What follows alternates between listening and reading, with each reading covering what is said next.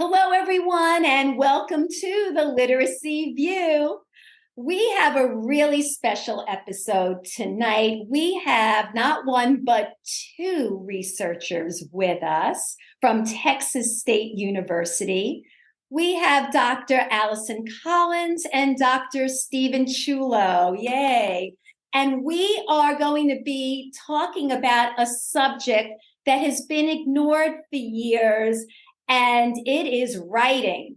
We started off our last episode with Leah Mermelstein, and we were talking about how it's important to combine reading and writing and how they really go together like peanut butter and jelly. And tonight, we're actually going to get behind, reading and writing and how it's taught and what the research is telling us. And we're going to get into teacher beliefs. So we have two articles, and one is special and general education teachers' beliefs about writing and writing instruction. And then the other article is writing expository essays from social studies texts, a self-regulated strategy development study, better known as SRSD to some of you. So we're actually going to start with the first article, the one on teachers' beliefs. And this has a strong impact on how they teach, how they feel about writing, how they feel about themselves as writing instructors. So I'd like to hear from Alyson and Steve about how they came up with this topic, because I find it fascinating, and what you found. I read the article, Judy read the article, but we want to hear from you. So who starts off, Alyson or Steve? Doesn't matter to us. I think they're both muted. Okay. Thank you, Alyson. I'll go first. Okay. Yeah, I'm glad we're starting with this article. So just to give a little context, for this article, this was part of a 4-year study, and this study includes teacher surveys, as well as classroom observations of about 200 teachers over the scope of 4 years. So some exciting results we hope will be out on that in the spring.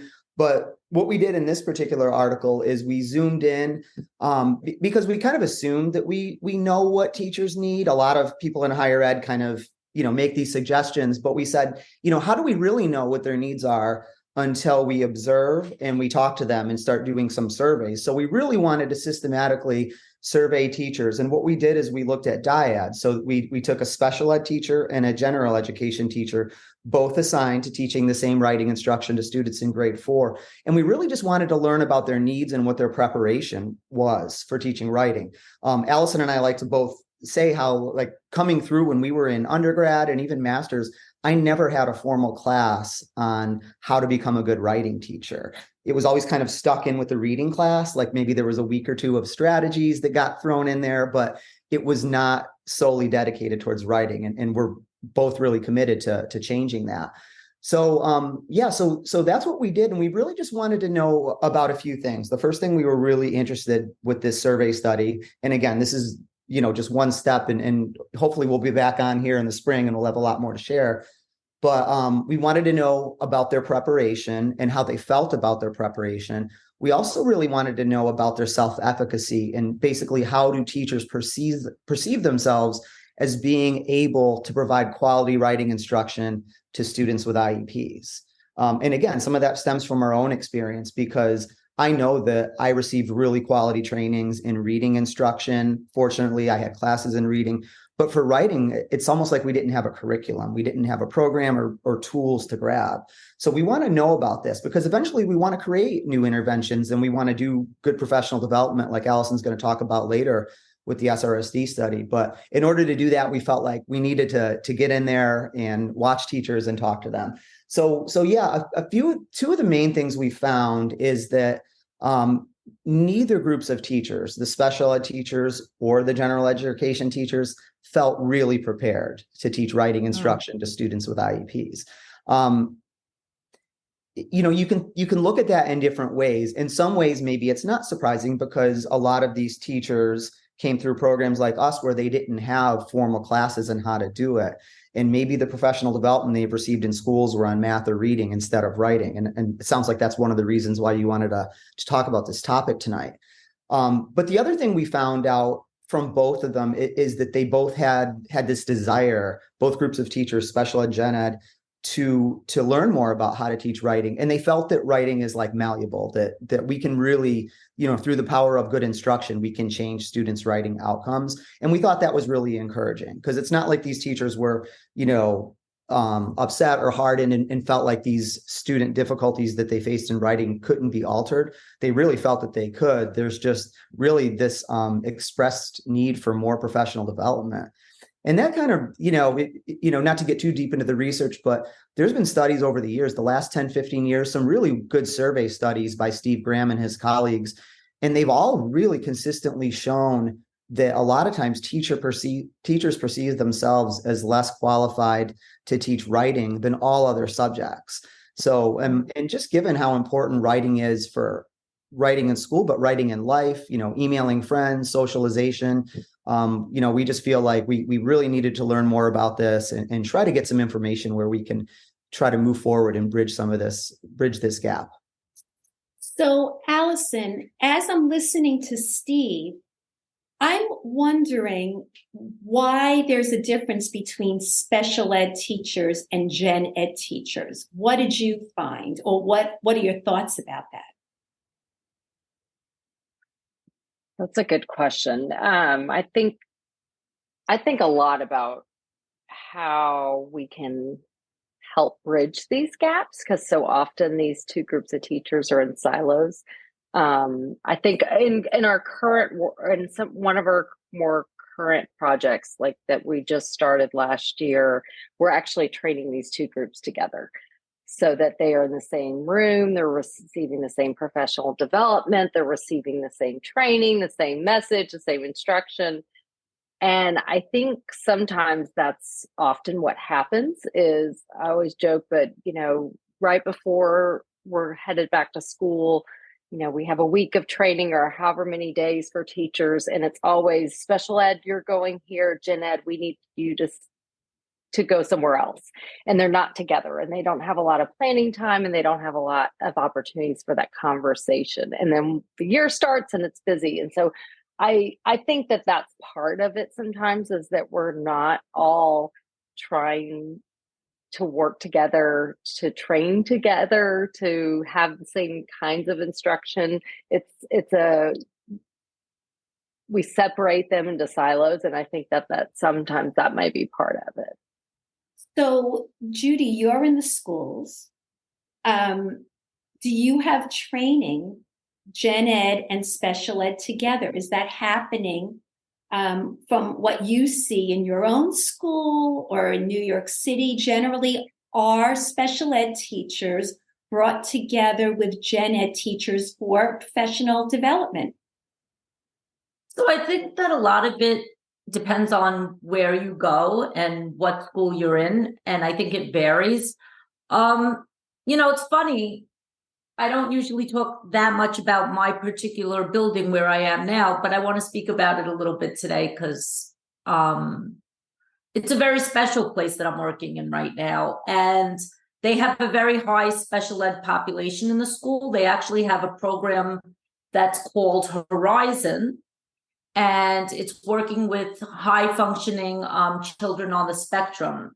And I actually, ironically, visited them for writing instruction today because I wanted to see what was going on. The teacher reached out to me and she said, Judy, I'm really struggling with getting these kids to write. And I think that sometimes special ed teachers, even though they're included in professional development together, some of their neurodivergent students do have needs that may look a little bit different, or actually, you know what? All kids have these needs, but I think that sometimes, there are a lot of things going on in those classrooms. And I think my building is really trying to give attention to every learner so much and bringing us all together as learners. And I walk into those classrooms, whether it be general ed or special ed, with the highest of expectations for those kids, but also realizing that, kids are unique sometimes and they do have needs. But it was interesting to see in one classroom how many different needs there could be in one classroom. I mean, it was eye-opening. I mean, some kids couldn't hold a pencil and had a pencil grip, while another kid was writing a personal narrative and it was just going fine. I mean, it wasn't the fanciest personal narrative, but it was a starting point. And then another kid couldn't write, a letter or a formal letter. And it was like, I could see that the teacher was struggling. There's a para over here, another para over here. There's Coach Judy over here, another coach over there. And it's like, what if I wasn't there? The other coach wasn't there. It's very hard as a special ed teacher. I mean, it's hard for any teacher, but the one thing that I do want to say is that sometimes, I'm learning more about, kids with IEPs and kids in the special ed population. Ironically, sometimes they very often surpass the gen ed other classes. Yeah, my special ed classes right now, some of them on the foundation's trackers in phonics scored 80 or above mastery in phonics, and there was no reteaching necessary. But now, how do we get that to transfer into the writing? Might be a little bit more complex. So, you know what, Judy said, and she made an interesting comment about all the divergent needs in one room. And that is challenging. So from your study, you could see why, perhaps, at least I'm thinking, why a teacher in that population, in that type of room, would feel perhaps they were inadequately trained, prepared for, this environment, and then add in that they might have their own struggles in writing. And I'm not just saying special ed teachers, all teachers. That goes for all teachers. That across the board, you will see that sometimes teachers lack confidence in their own writing.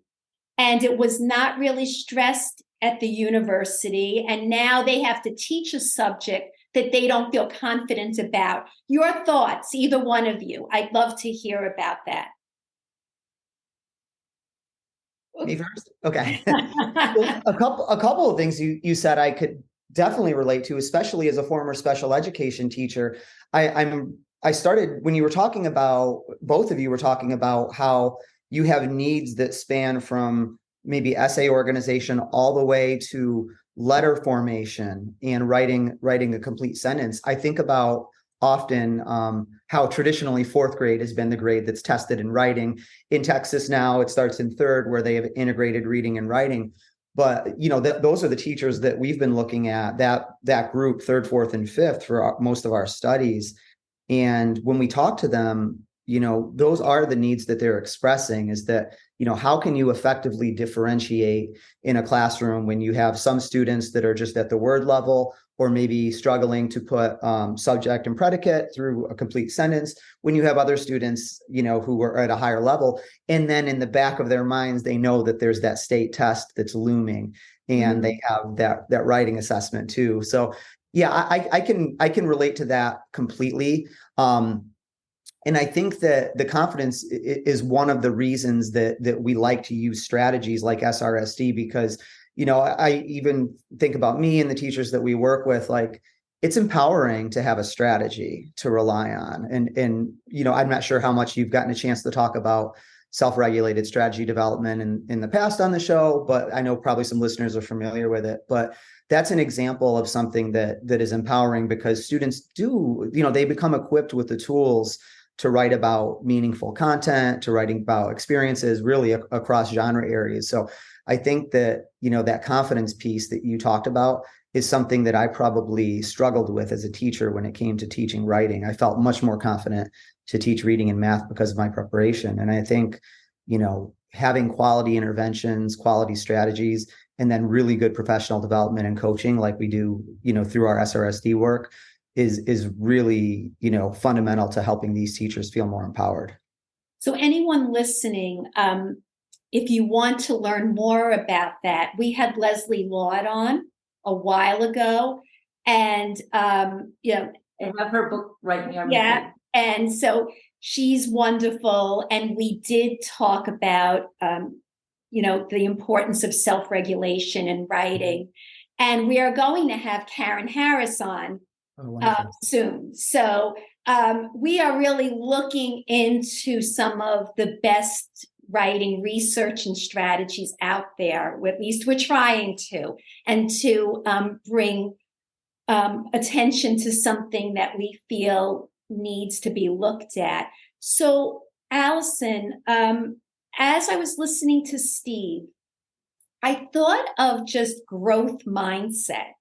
And so I don't know if you looked into this at all, but to me, it sounds as though that perhaps, if the teachers feel insecure about teaching writing, are they maybe closed down? Maybe they have thoughts that these kids can't do it, so that they feel they can't do it. I almost feel it could be contagious, this feeling of that, you know what, they can't, I can't, and then they avoid a subject because they really are afraid of just putting themselves out there. And I keep thinking about the idea of growth mindset. Have you come across that in your studies, where maybe that teachers have a fixed mindset about their students or themselves, and perhaps that will impact what they do in the classroom? So, Steve, I'll let you chime in too. We do have another study that we have been looking at the beliefs around malleability, about how teachers believe they can change students' writing and how confident they feel around those beliefs. In the article we were talking about earlier, I do know that we looked at how teachers felt about how they can develop writers through maybe effort versus just knowledge, and who provides that knowledge to them.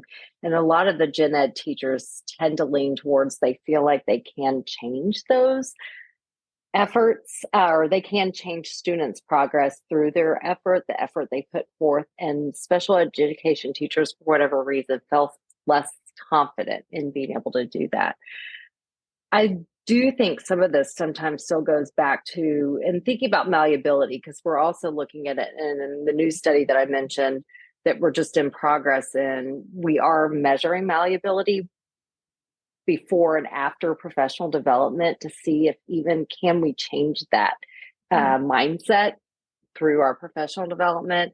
And sometimes I do wonder, I don't know yet, this is more speculation, but I do wonder, is it sometimes also having access to tools?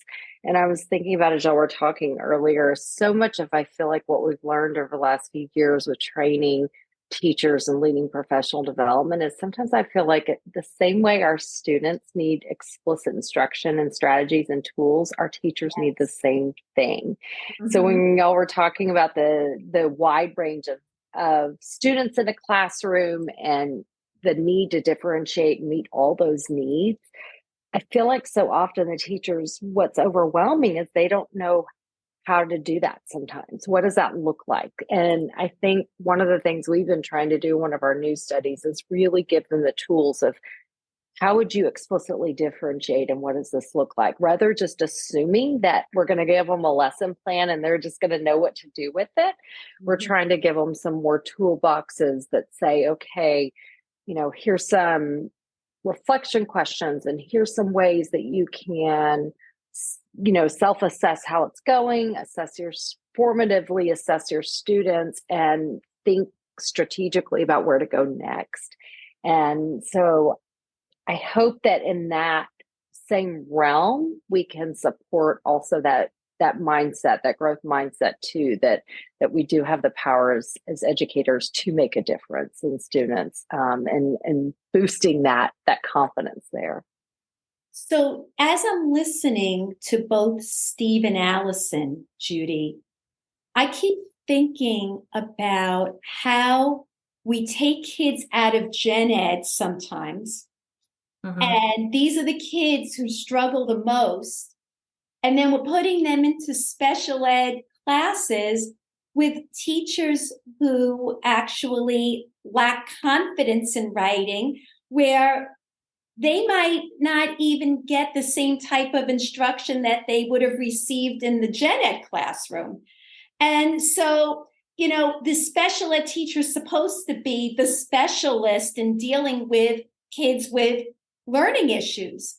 And here I'm hearing that, we could be pulling kids out and we don't even know if they're getting what they need in a self-contained room or, an ICT class. So I'm wondering, Judy, just in terms from your own experience, how have you felt maybe about writing, just, your own type of writing instruction and your confidence level? And, just maybe you could talk about that just as somebody who's in a building. How do you feel about that?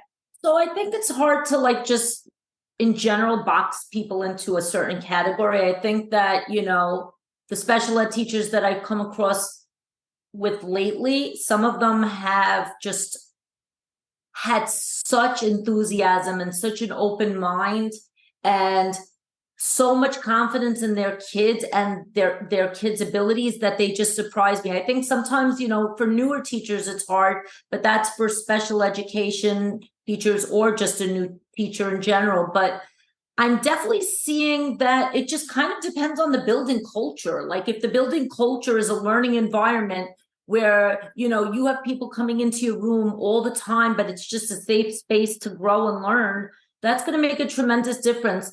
And I think that, if I have to be honest, writing instruction in general or not writing instruction, also the samples that I'm seeing lately citywide, they've been pretty weak for a while. And I'm trying to analyze, why is it that writing samples looked way better when I was teaching back in, the classroom about 10 years ago or whatever?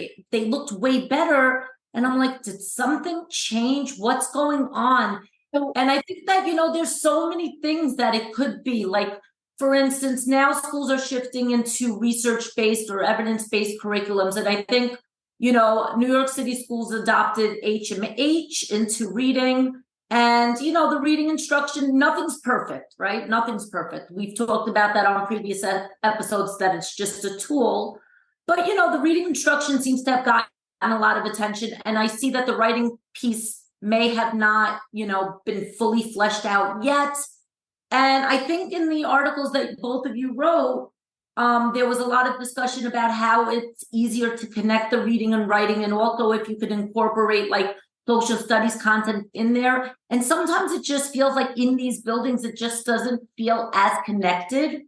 And it's very hard sometimes when reading and writing is not connected. So that's something that I know if I was still in the classroom, I would definitely struggle with. But the other thing that's really hard is so I took a training, The Writing Revolution. Now I'm reading about Leslie Ward's program and I'm slowly pushing through, she was nice enough to send me, an online learning course. And those things are all great. And I know that these are different methods, but how do you incorporate all these great methods and best practices into a program that your principal or your district or school may have chosen? It's not as easy as it sounds. It takes so much thinking. And I feel like there's just too much thinking that's required of special ed teachers and general ed teachers at the moment, that even I struggle. So I love what you just said, Judy. I just absolutely love it. I really, honey, I really do. So, I was nervous about this episode because let me tell you, there's a lot of research and numbers, and that's not really my thing. But when it comes to talking about what's going on in the classroom, it's natural for Faith and I. Faith and I, that's what makes our podcast unique. We're working with kids all the time. We're sitting there. We're working with teachers. That's our life. So that comes natural. The research part scared me a little bit, but I do have to say, though, I'm really, happy to sit with researchers, but how do we get these researchers and all the good things that they're saying to come into the buildings? You know, like, I don't want it just to sit in an article that somebody read or somebody tweeted this article. We're all saying it's great, and then it doesn't transfer into, my life or Faith's life. So that is a great segue into article number 2.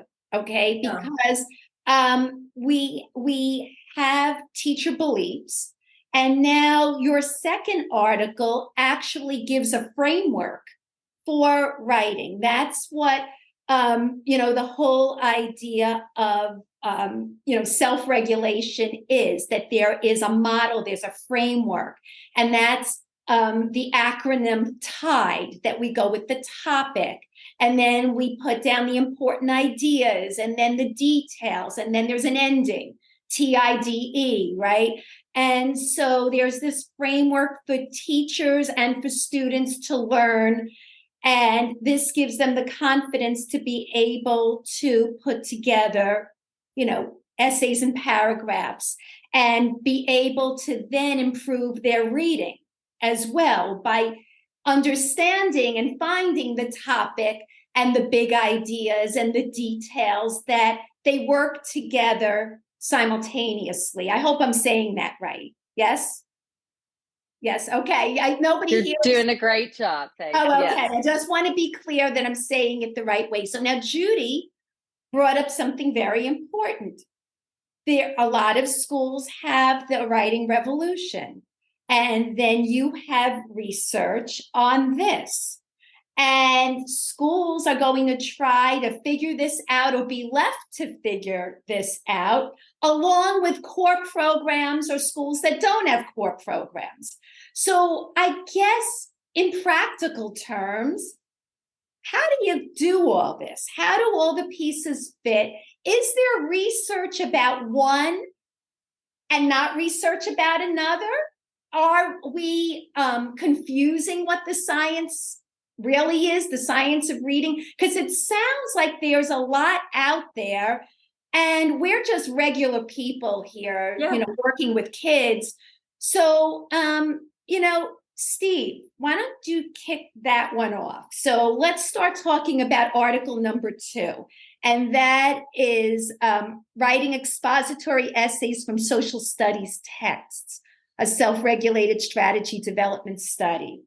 Do you want to just kick that off, and then Alyson will jump in with you? Yeah, absolutely. And I'm glad you mentioned that too. I mean, one of the unique features about that article, which linked to the current project we have now, which is funded by the Institute of Education Sciences. It's a pandemic relief project aimed at closing learning gaps, but a lot of teachers seem to be apprehensive about how to purposefully integrate reading and writing, because I think sometimes these things were thought of as separate. We do our practice, writing time here, and then we have reading. And you're right, they do go hand in hand, and there's such great opportunities to extend one's knowledge and to write about meaningful content. So that's part of why we did it. The article that you're referring to with the TIDE strategy, we did that in 3rd grade. So it was 3rd grade inclusive classrooms, and we had really good outcomes. The teachers that we worked with in that study really, expressed us that they didn't have prior experience doing this. So, and when I say doing this, I mean, kind of integrating reading and writing together. So we liked the results that we saw from that, and it gave them the opportunity to write about, meaningful social studies text and use strategies to do so. But moving to this current project that we have, Turning the Tide, which is the bigger practice-based professional development one, you kind of asked about how do you know what to pick? Well, one of the reasons we picked SRSD is because it does have such a deep evidence base. And it's Alyson and I didn't invent SRSD. We're fortunate enough to be working involved in the project, but a lot of, and I know you both feel this way too, it's really just important for especially as schools start to adopt these programs, just like we're seeing with reading, that they are just being critical consumers, and that they are adopting things that do have a strong evidence base. And, the nice thing about SRSD is it has shown effectiveness across different writing genres, narrative, persuasive, opinion writing, expository, which is important too. I think sometimes it's easy to think that, good writing is good writing, but a lot of the research does show that good writing in one genre doesn't necessarily translate to good writing in another genre. We have to write scientific articles, but I would not be the best person for you to come to and ask you, to write a poem or a story. So the nice thing about SRSD is it really allows the teachers to roll up their sleeves and provide the knowledge to really become an expert in that genre.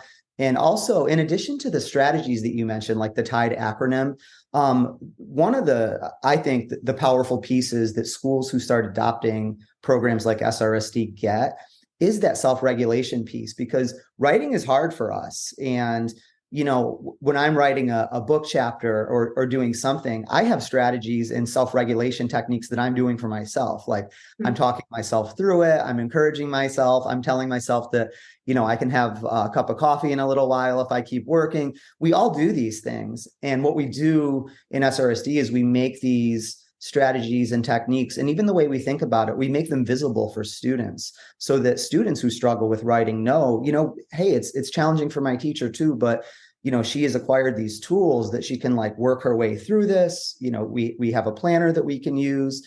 So that's one of the things I like about it the most, because I think a lot of people use graphic organizers, and graphic organizers in itself are an evidence-based intervention for literacy.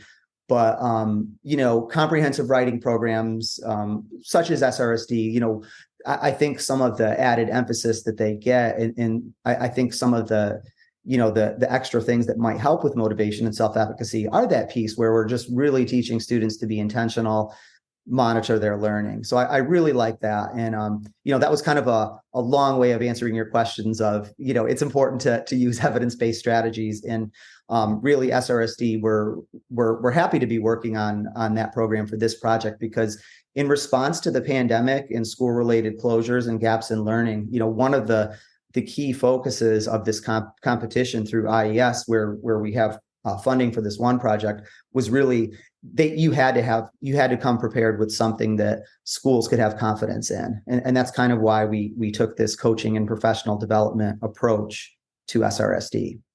So, Alyson, I could tell you that schools right now are jumping on this content area, knowledge-based curriculum. And so, there's a lot out there, a lot of different names. I'm not going to name them, but you know what I'm talking about. And, I'd like to know how those compare to adopting this framework with social studies texts, as opposed to buying a canned curriculum that is knowledge-based. I don't know if I'm making myself clear, but, from what I read in the article, it doesn't sound like it's a curriculum. It sounds like it's a structure that could be applied to anything across any type of, content area, as opposed to getting a reading curriculum that's knowledge-based. So comparing the two, or I don't know, I guess it's kind of hard to exactly say, okay, this one, you have to work within, and schools have lots of options. I think the one that we work from, I've done some work in reading research too, and reading comprehension and the things that predict how students perform. And we do know that knowledge is a very large piece of that. When you look at fancy statistical models and things, we know that knowledge is really important.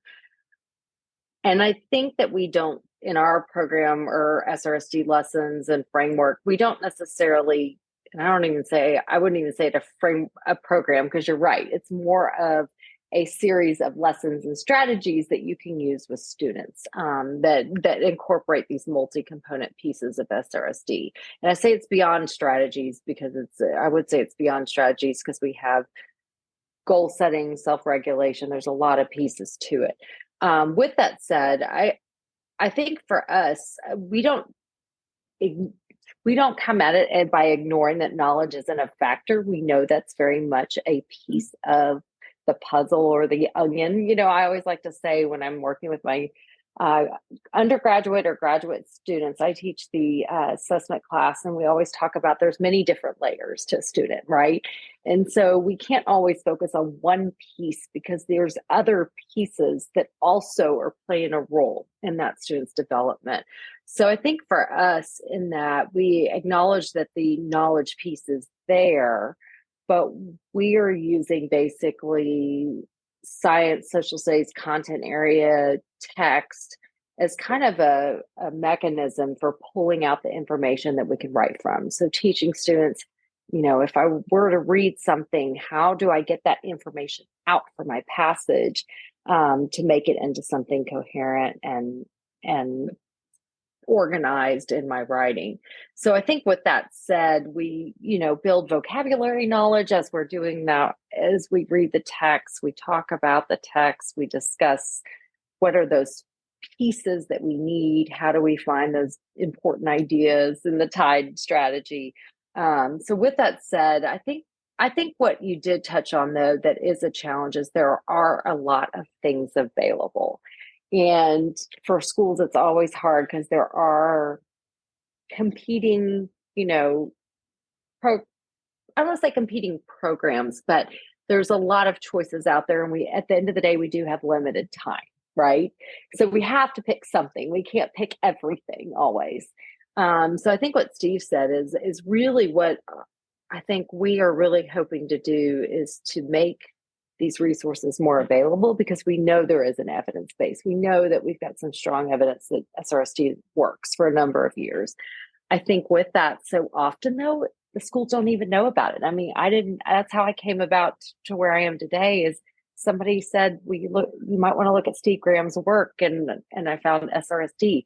When I was searching as a reading intervention specialist, I was searching I need some writing tools. I have all these reading tools. Where are the writing ones for my students? I think with that too, though, and now I'll probably thinking that too, is getting it out to the schools.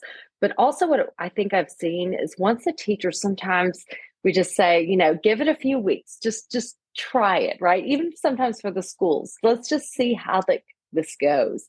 So often what we see, at least in our professional development training, is once the teachers get into it, and the students start making progress and they start to see that progress, then the enthusiasm's there, right? Then this, I guess, conflict of which one do I pick kind of bypasses because they see the progress. So then they've kind of bought into the lessons. And so I think to me, some of it, we just try to work with the schools of looking at schedules and teachers and saying, okay, let's look at your day. You've got 30 minutes. Let's figure out what we can do with that 30 minutes, and then some other teachers, after they start teaching, then they give us 45 minutes or an hour, and they figure out how to work that time in. But I think for us too, some of it is just coming at it too, and knowing that there are these complicated pieces, that time is precious in schools. And so just trying to work with the schools on where they're at, and also trying not to say, okay, you can't do that other program too. Let's figure out how we can fit this one in with what you're already doing and where that time comes from. So, as I'm listening to this, I'm going back to Judy's question about having, a program picked for the school. The teachers aren't picking it, they're given a program. And in New York City, the principals and made choices and not three options. And the programs obviously have all these components. It's a core program.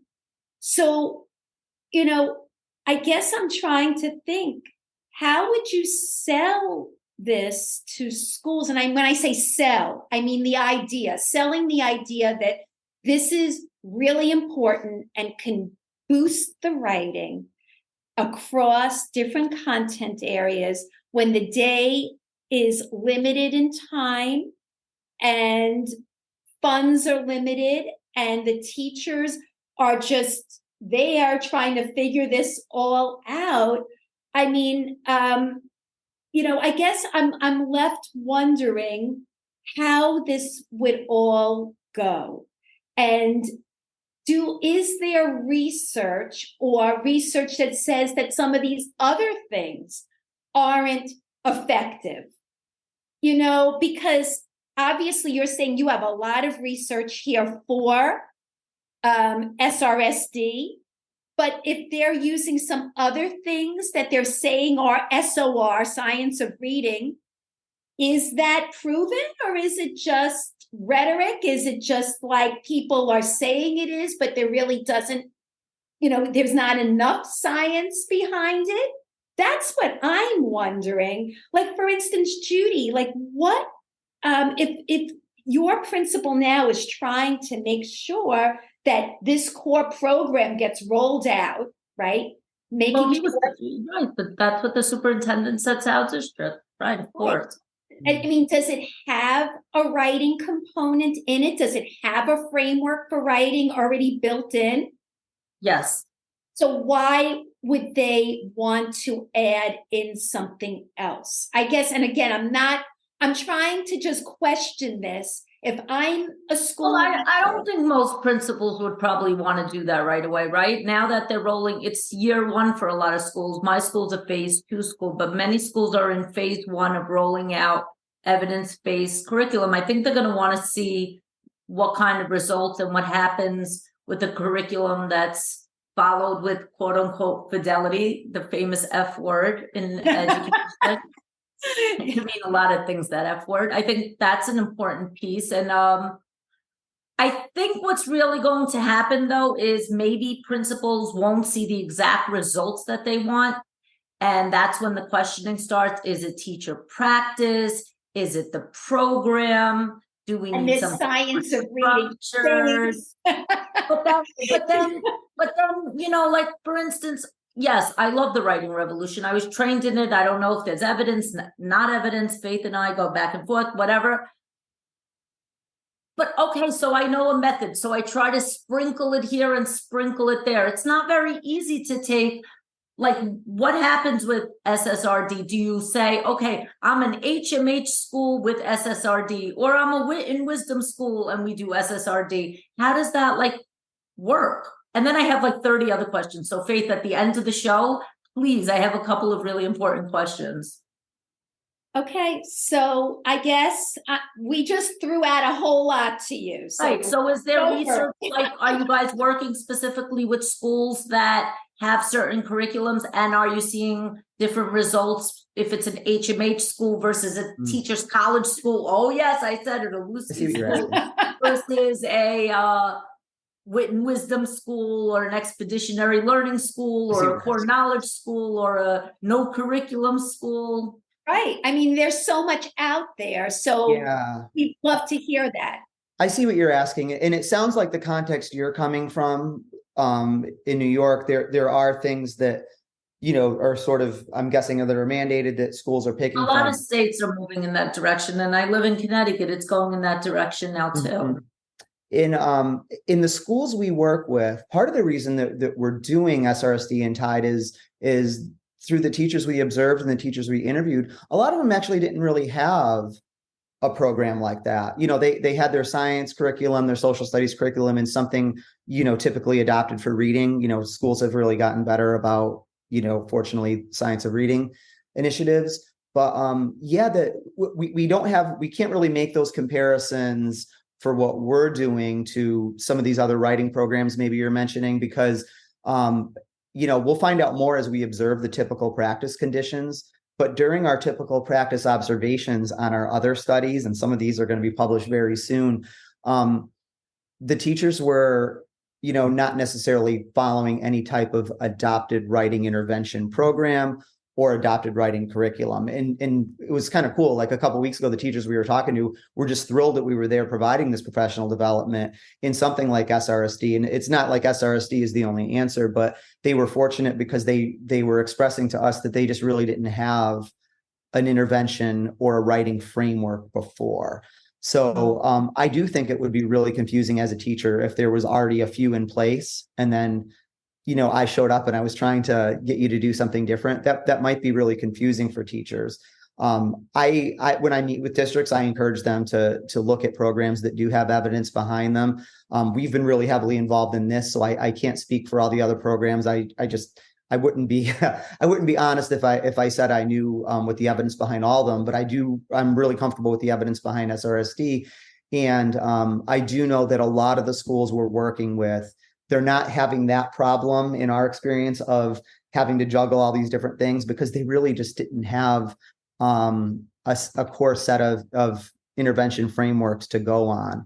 So, I think in our experience, and Alyson, I don't know if have anything to add to that, but we're fortunate that one of the, we can't say their names, but one of the large districts we're working with now that does have a lot of high needs is just really fortunate to have this partnership where we're providing PD and we're providing ongoing coaching, because a lot of the teachers, just to kind of go back to our conversation earlier, a lot of the teachers were just expressing, their frustrations with maybe not having a lot of college courses or PD previously on how to teach writing. So for some of the teachers we're working with, this, in some ways, this might be their most formal training to date.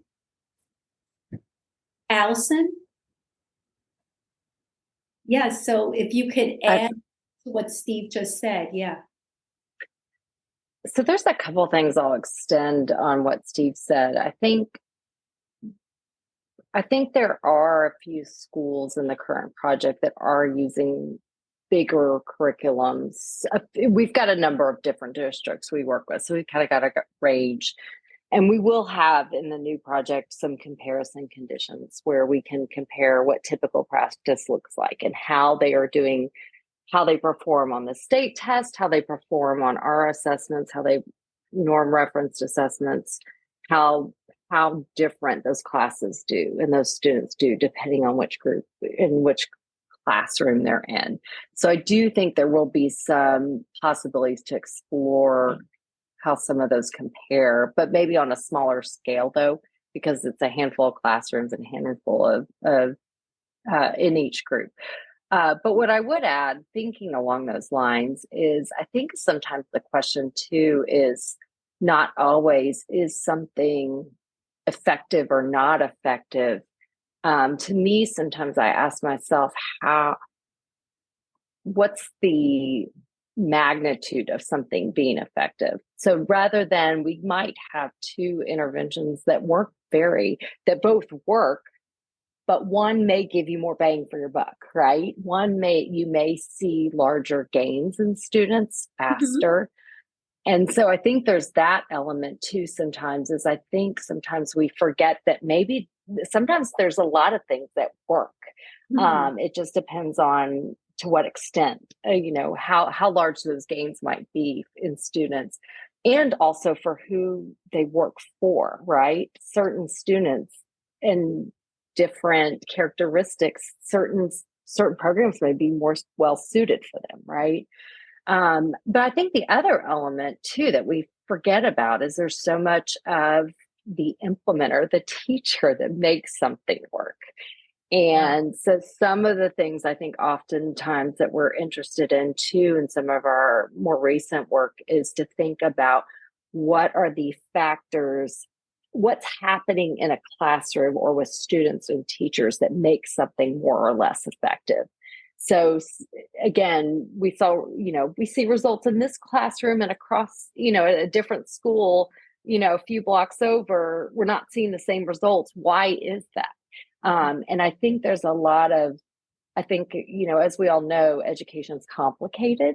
And so sometimes I think that's something we forget. We just want to say, yes, this worked. No, this doesn't. But I don't think it's that simple, I guess. No, it's not simple. That's why we have you on, because it's not simple at all. And, there's a lot out there.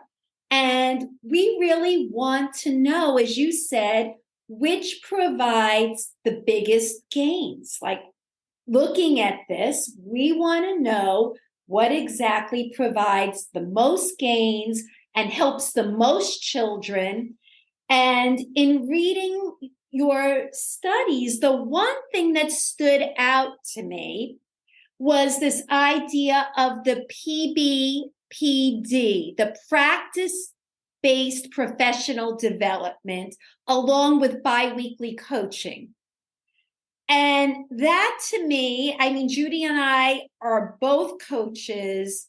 I'm a consultant and have done a lot of coaching. I was part of Reading First. And so I've been coaching in lots of different types of schools with, a diverse group of kids.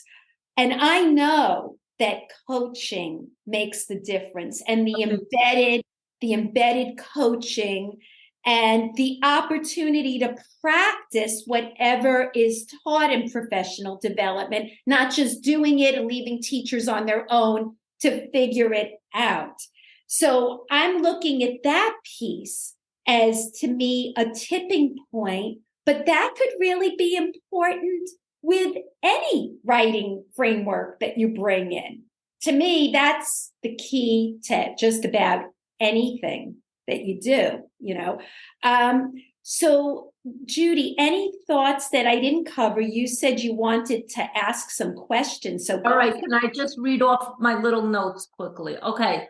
How is SSRD going for not like kids that are really just non-readers yet? Are you seeing good results for the kids that can't read in the classes? Because there's a lot of kids right now that we're seeing, nationwide, that are struggling with reading and decoding. So I would bet that, writing is really, really hard for those kids. What kind of results are you seeing for your non-readers? And what does it look like? Does it go beyond just seeing like kids drawing pictures? And how does SSRD look upon pictures? Is there labeling? Do you start with just pictures and so forth? That's the first one. Is it my turn? Well, sure. Okay. Alyson, whoever wants to jump in. Well, in the grade levels we're working with now, there probably are some students. We don't have results yet to know. I think at the end of this year, we'll probably know better of how some of those students who are at a very foundational level of reading are doing. I will say one of the things that you see through SRSD, and we were able to see this last year and on some of the previous studies that you were talking about, is because students are learning how to think about writing, there is a place for pictures. Like, if they're having a graphic organizer or a planning device, if a picture would help a student to think about keywords and what they might want to write a sentence about, even if it's at a basic level, we encourage that. So, I think that, SRSD was kind of, my understanding of the history of is it was more for written responses. I will say now, Alyson and I are not doing this in our study. There's some research going on. I think Karen Harris is doing it, so she may want to talk to you about it, but it's called SRSD Plus, where they're lowering it. So they're still SRSD, but they're, when I say lowering it, they're reducing it to lower grade levels, and they're working on more sentence construction, sentence level skills, and I believe grammar too. So we're not doing SRSD Plus in our study, because what we're doing is really just focusing on equipping them with the strategies they need to integrate these things. So we're not really, I'm not to say we're not working with non-readers, but our focus, a lot of the students that we have in our study are kind of writing at a sentence level or two. And what we're trying to do is get those students to write more, but not just write more, but write with better quality, write with better ideas. And if they're writing about information that they've learned about, carefully designed information through their science or social studies curriculum, just writing about something that they know about and that's meaningful to them. So these strategies can help, whether it's, a student who's just writing a sentence or two, or someone who's writing, a lot, but maybe just needs help with organization. All right, that's a good one. Next one, personal narrative. I think Alyson wanted to say. Oh, I'm so sorry. I'm so sorry. Oh, I have a very quick add to what Steve was saying. I will say that some of our preliminary results from last year on this new project that's similar to the article that we were talking about with the practice-based professional development, but this one's the one with general and special education teachers working together.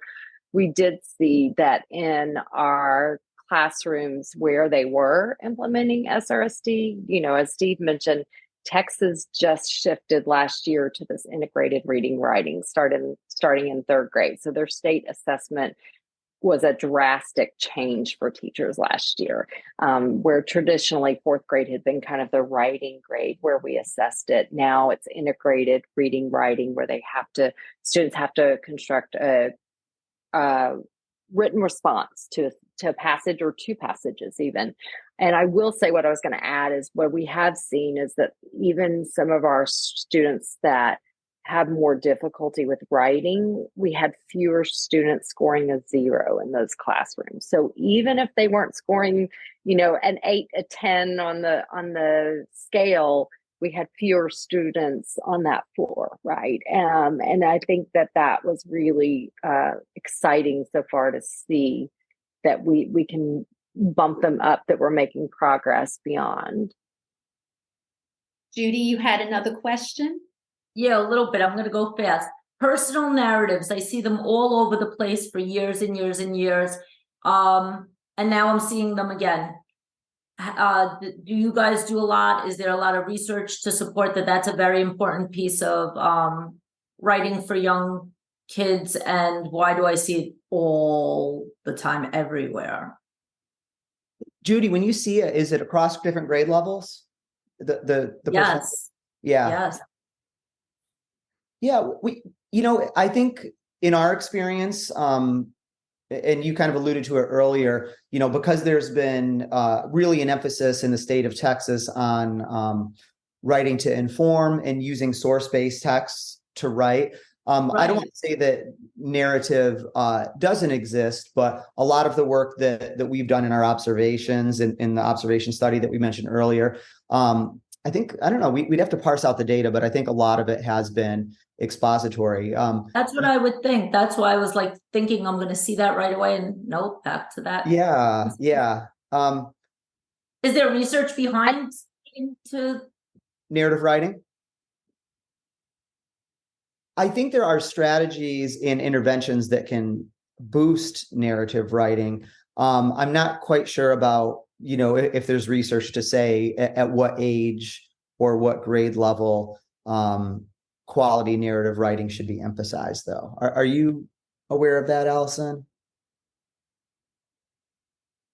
I was thinking about that, not off the top of my head. I mean, I think there's an element, it's a balance, right? I think there's a piece that the more we teach students to write, regardless of the genre, and the more explicit we are in that teaching, and the more we support them and provide that space to be successful in writing, I think it's all beneficial, right? Because thinking, when you practice something more frequently, you're likely with good practice, you're likely to get better at it, right? Because you have more opportunities and all of those pieces. So I think that's important. I think the nice thing about SRSD is that there are different, we talk about the TIDE strategy, but there's within the SRSD framework and the multi-component intervention, you can teach narrative writing, you can teach persuasive writing, you can teach all these other pieces. There's a revising strategy. So you don't have to necessarily, you can repeat the framework with different strategies. I have a major question, Alyson. Could I jump in? And it just came now, it's not on my notes. What about the whole writing process, like the general old-fashioned way, or the way that I still see it very often, today your drafting day, today your revising day, now you're editing, and now you're publishing. And I know a lot of kids hate publishing. Some kids love it. The ones that can write well love it. and the ones that don't like to write, and now they're having to look at their draft and take it and transfer it on a nice piece of paper. So does SSRD have the whole writing process looking that way? And is there research to support the way it's being done in a lot of these other programs? Steve, do you want to talk about it, or do you want me to talk about writing process approach? You can start.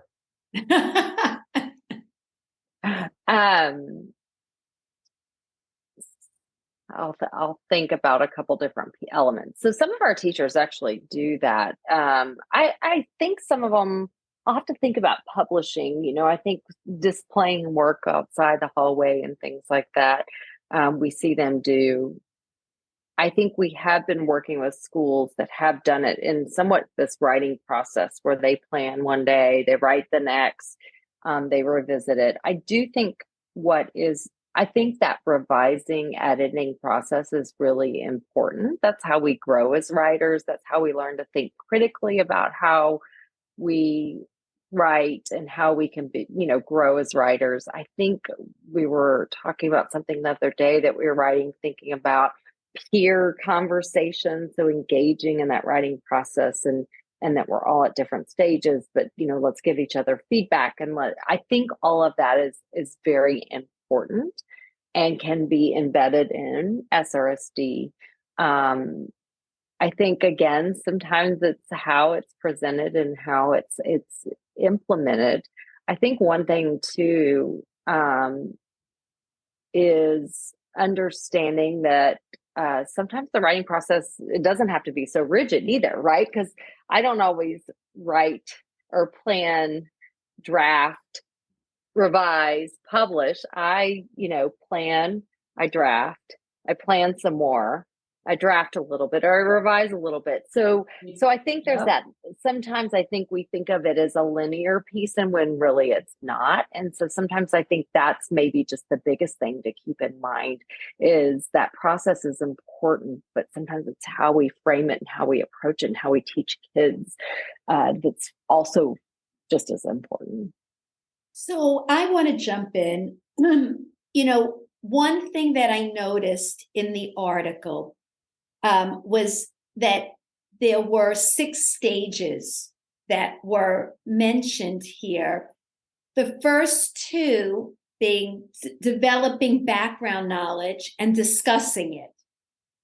And to me, that's so important, because you can't write unless everybody kind of has a starting place with some common knowledge, right? Some background knowledge. You can get that from your social studies curriculum and your social studies text, or you can have a reading program that builds in the knowledge component to start. And does it matter, as long as we are making sure we're developing background knowledge? Your thoughts about that?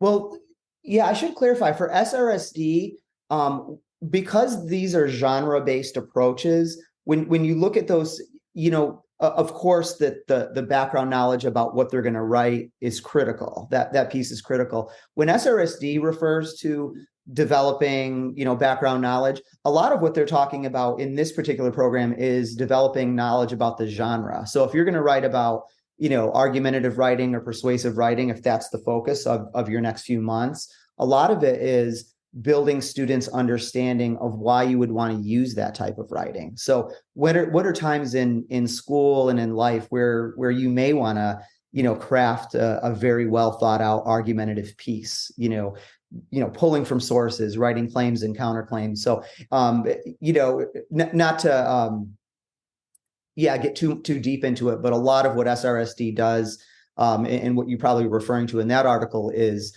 when it's building prior knowledge and background knowledge, it's really, a lot of it is genre knowledge, because each of these genres has its own place. And we really want students not just to understand what to do, but why they're doing it. So what are some circumstances in school or in life where they would want to engage in these different types of writing?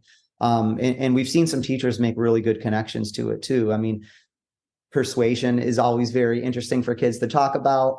It could be trying to convince a peer or a parent to do something. Or, we've had kids that, I was observing a middle school class a couple years ago, and they were saying, well, when I'm older, I'm going to be like my brother, and I'm going to start, debating politics online, and I want to know how to craft a good argument. So I think there's a lot of it is, building that deep understanding and appreciation for why these different types of writing each have a very important role.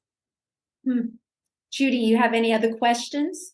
No, I'm going to behave. The only, I do want to say though, we had the word strategy, Faith. Remember, there was a whole thing between strategy and knowledge building. So I'm happy to hear affirmation that strategy work is very important, and that makes total sense. Of course, the knowledge is important, but I like that the research is supporting that strategy component, and I can't wait to learn more about these strategies.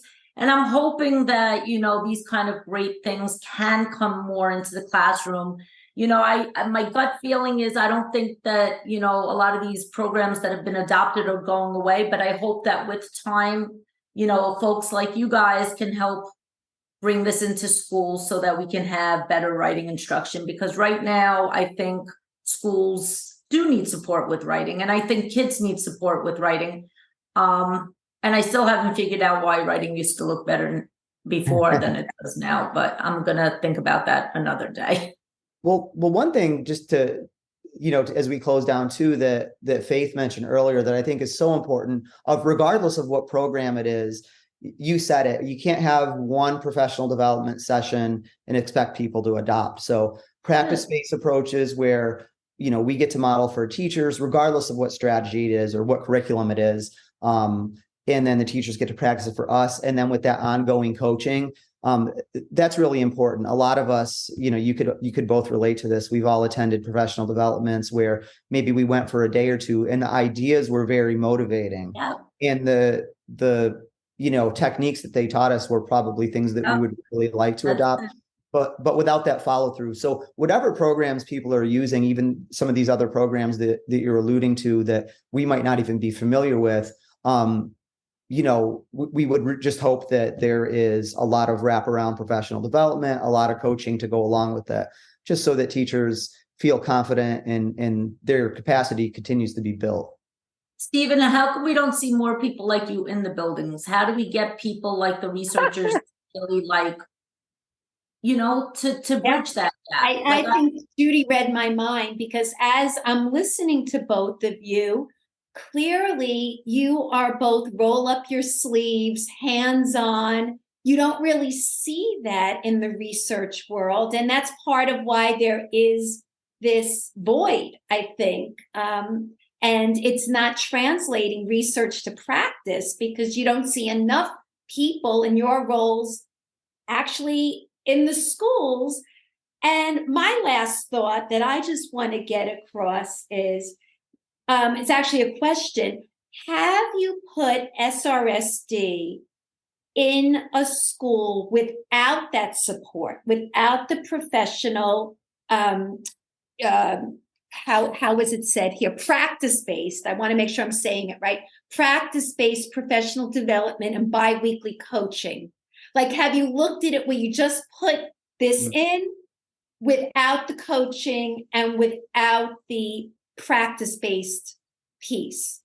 And did you compare that? Just curious. And that's my last question. I have not. Alyson, I'm curious what you're going to say, because maybe you've done studies before you came to Texas State that I wasn't aware of. Well, I think what I was going to say is stay tuned.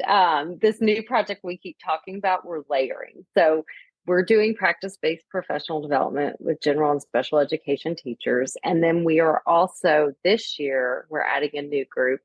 And that group is working through a program called SRSD Online. It's similar to the Think SRSD that Leslie Lau does. And that group of teachers is actually working through modules online. So different than a professional development program where they come and kind of a traditional, I'm going to sit and I'm going to practice the lessons for a day and then I'll go back and teach it. That group is actually working through more of a self-paced learning. And so with that said, both groups are still getting coaching. I think that support is really important, as we all said. But I think there's opportunities in the future too to explore, like, when we pull back on things, I always think about, like, what is the magic ingredient that makes something work, right? And so we're not far enough along to say it works with or without coaching, at least in our work. But with that said, I think there's going to be opportunities that we are exploring. How can we make this? To me, I'm always like, how can we make this reach wider and still get this to the teachers, and still be that support system for them? So I think it's more of a stay tuned over the next few years. We are looking at some different questions around that. All exciting. So any last thoughts that Judy and I did not cover? This is just, last thoughts, either one of you, we would love to hear. Anything we didn't cover or you want to just get across that maybe we didn't yet? One thing I'll add that could be a sneak preview of a conversation all of us could have in 6 to 9 months is, I know on your show, you've had several really good guests on talking about meta-analysis in the past, and we don't want to get too much into the statistical side of it.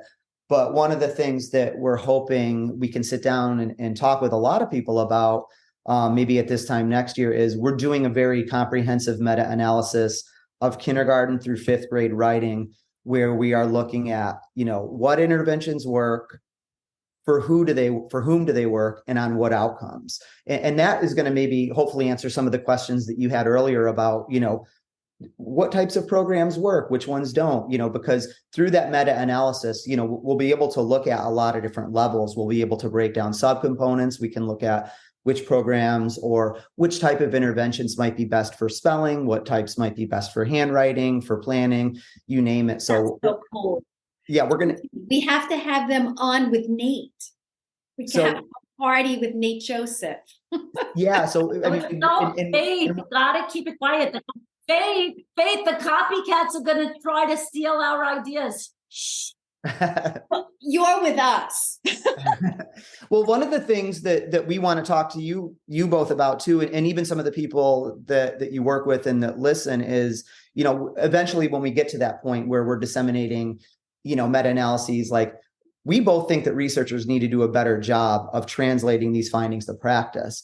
And we think we have some good ideas about how to do it, but they're probably not the best. So it would be great to crowdsource some of these ideas with you, talk to teachers, and just find out, like, we're not expecting teachers to sit down and read meta-analyses. And even if they did, it might not be that meaningful to them. So what can we all do as researchers or people in higher education to really translate these findings in a way that policymakers, school districts, teachers, and parents can really digest them and think, okay, like, this is what we know, this is what the research tells us, this is what it doesn't tell us, here's a path forward. So I think I'll be reaching out to both of you over the next year as this gets closer to talk about this too. And if you want some other guests that can talk about research to practice, don't say it in special ed, talk privately. Yeah, we can message them to you. But thank you for letting us say that.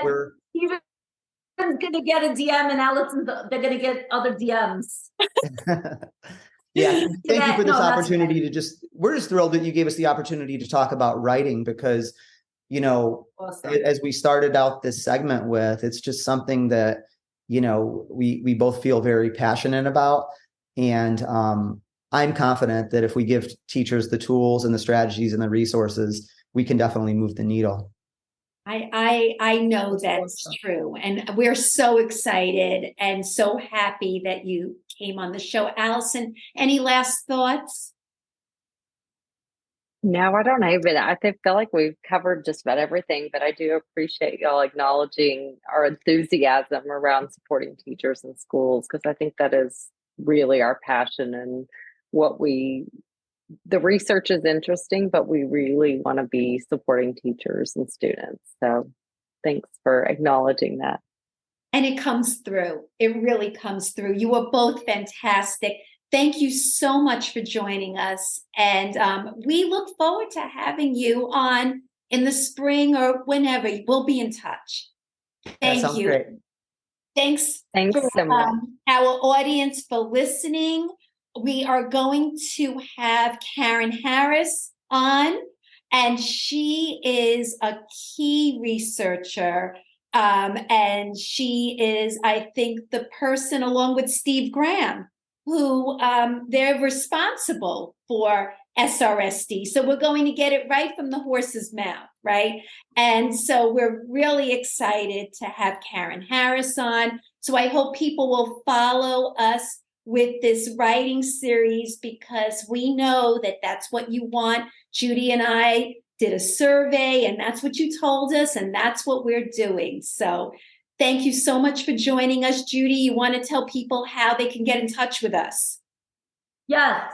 So follow us on the newly designed Instagram Literacy View. You could also follow Faith on Instagram if you want to follow her personal Instagram and her business Instagram. Her business one is High Five Literacy. Mine is Boxner Damsky. Follow us on Twitter at Boxner Judy. Follow Faith on Twitter at Faith Burkowski.